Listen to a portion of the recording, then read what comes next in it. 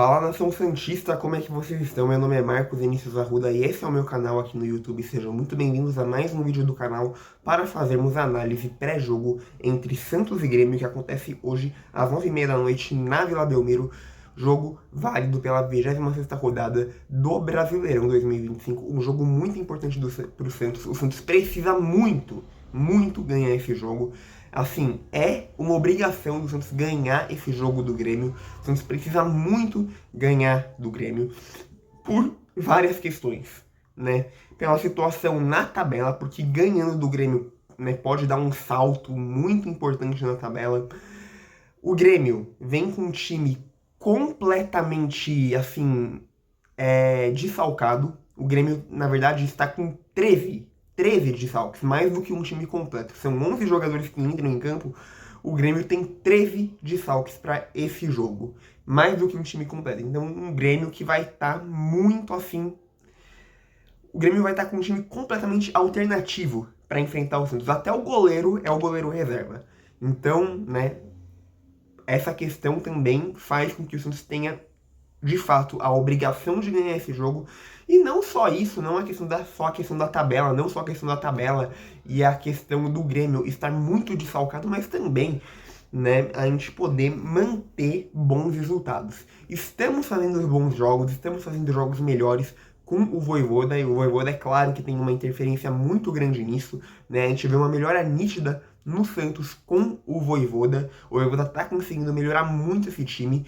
Só que assim, não é só a melhora que tem que acontecer em campo. Os resultados também tem que acontecer, né? O Santos em 4 jogos com o Vojvoda empatou 3 e ganhou 1. Tá invicto? Tá. Mas só que tem mais empate do que vitória. São 3 empates e uma vitória. Uma vitória que foi contra o São Paulo e 3 empates agora contra o Bragantino na última rodada, né, que dava para o Santos ganhar, porque acabou cometendo alguns vacilos que custaram caro e acabou fazendo com que o Santos empatasse esse jogo contra o Bragantino. E os outros 2 empates contra o Fluminense e o Atlético Mineiro.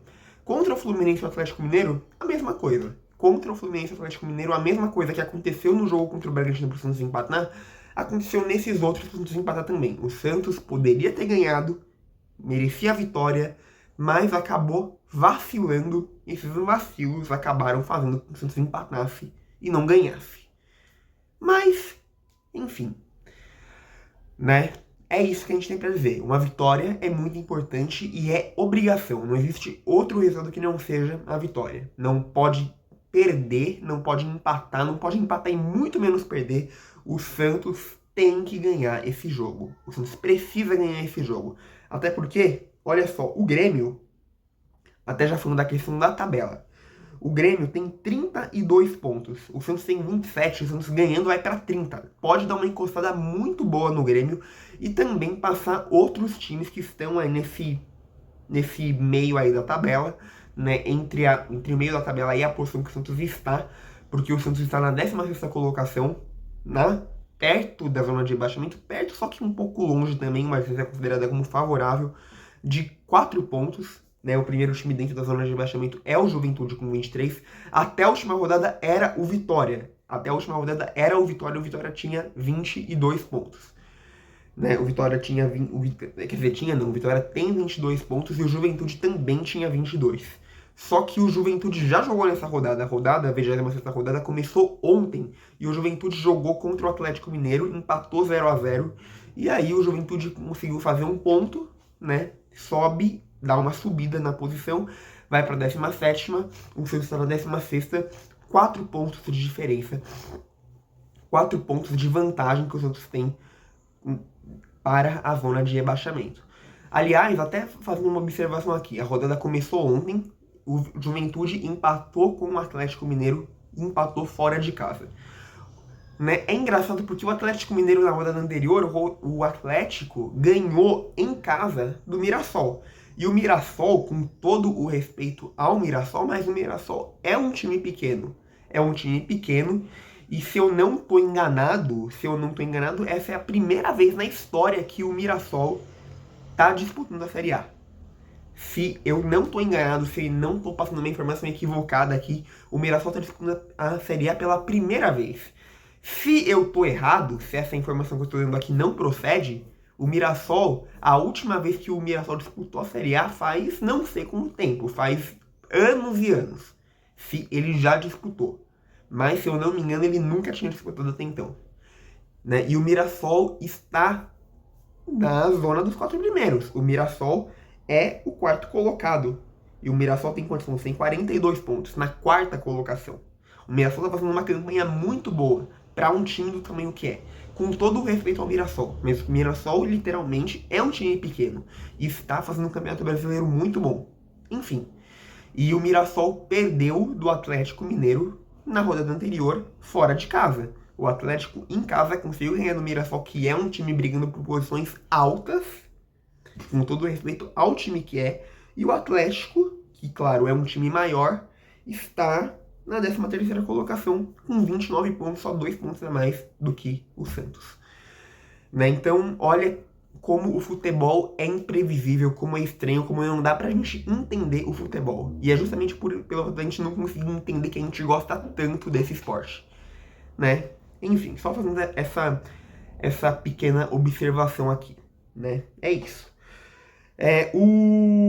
Então, como já falamos, a distância do Santos para o Grêmio e da distância pequena que o Santos pode ter contra o Grêmio se ganhar esse jogo hoje, porque o Grêmio tem 32, se o Santos ganha, o Santos sai para 30, fica 2 pontos de diferença só, e pode acabar passando muitos outros times que estão aí nesse bolo da tabela.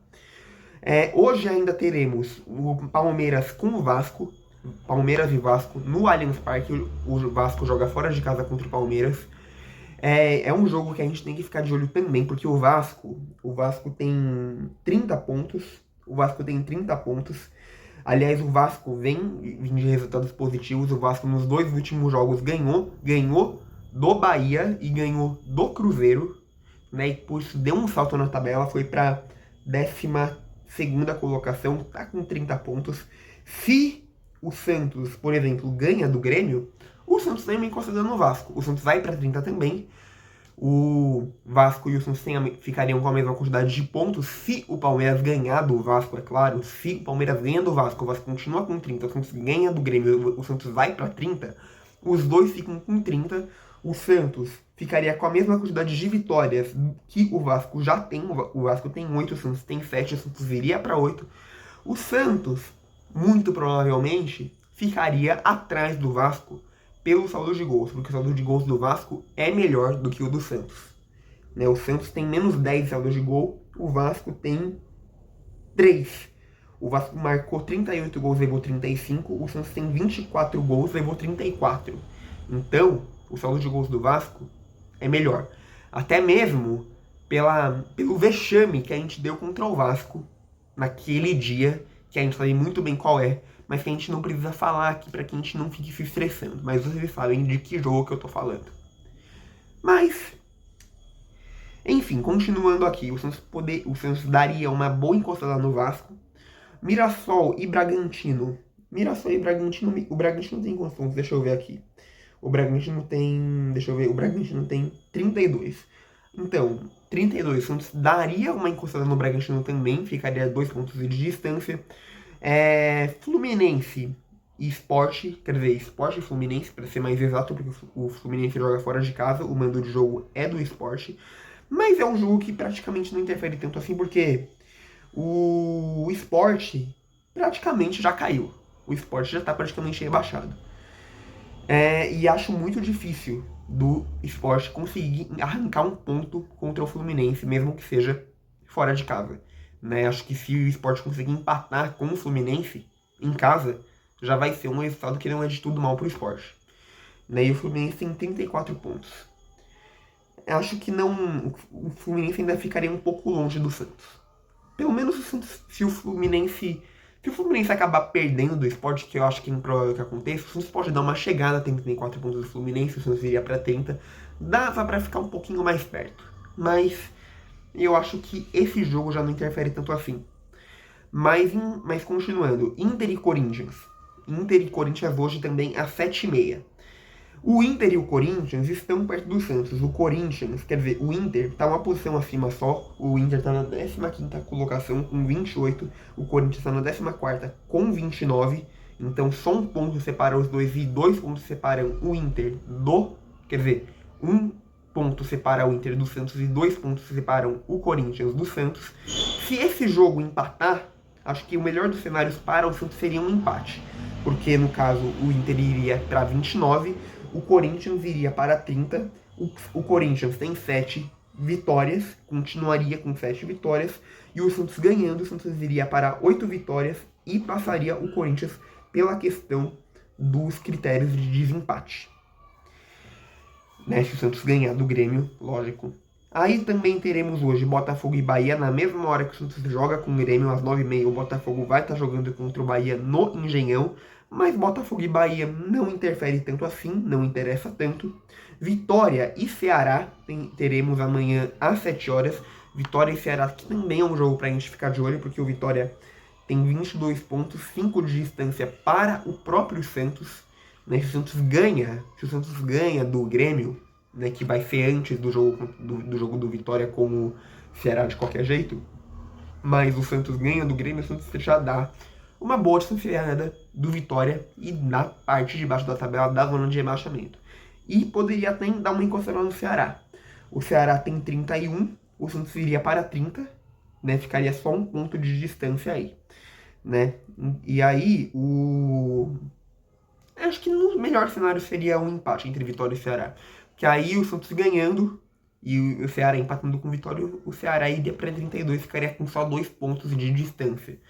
Mas se o Vitória ganhar também, né? Porque, tipo, o Vitória ganhando, o Vitória tem 22, iria para 25. O Santos tem 27, vai para 30, se ganha do Grêmio. Então, seria 5 pontos de distância. Enfim, né? Não sei qual que seria o melhor cenário, mas acho que um empate seria mais viável, porque, tipo assim, o Ceará é o time que o Santos vai enfrentar depois do Grêmio. Logo depois do Grêmio, o Santos pega quem? O próprio Ceará, né, na próxima rodada. Aliás, o jogo contra o Ceará vai ser no sábado ou no domingo. Deixa eu até ver aqui, na próxima rodada. Que dia que vai ser? Vai ser no domingo, às 8h30, só pra gente poder fazer essa observação aqui. Aí, no caso, o Santos ganhando do Ceará, se o Santos ganha do Ceará, o Santos consegue dar uma saltada ainda maior. Né? O Santos ganha do Grêmio, ganha do Ceará também, né? Daria um salto ainda maior e passaria o próprio Ceará, dependendo do Ceará contra o Vitória. Né? Enfim. Aí teremos amanhã Fortaleza e São Paulo às 7h30. Fortaleza tem 21 pontos, acho muito difícil do Fortaleza conseguir escapar.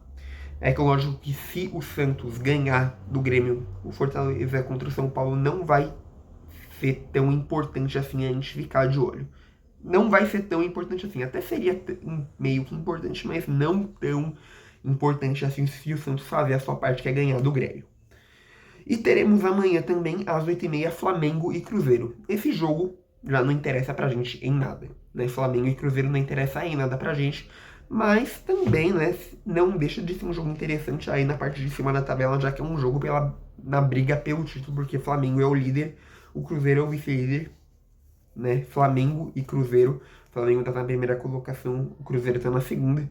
Então, é um jogo aí da disputa pelo título, né? Que, no caso, não interessa pro Santos, né? Infelizmente. Mas, enfim, né? Continuando aqui. Já falamos, né? Já demos essa visão geral e como essa vitória é importante por conta dessa visão geral. O Santos precisa ganhar, porque vai estar jogando em casa, na Vila. O Santos não pode perder do Grêmio na Vila. A questão da classificação também vale muito.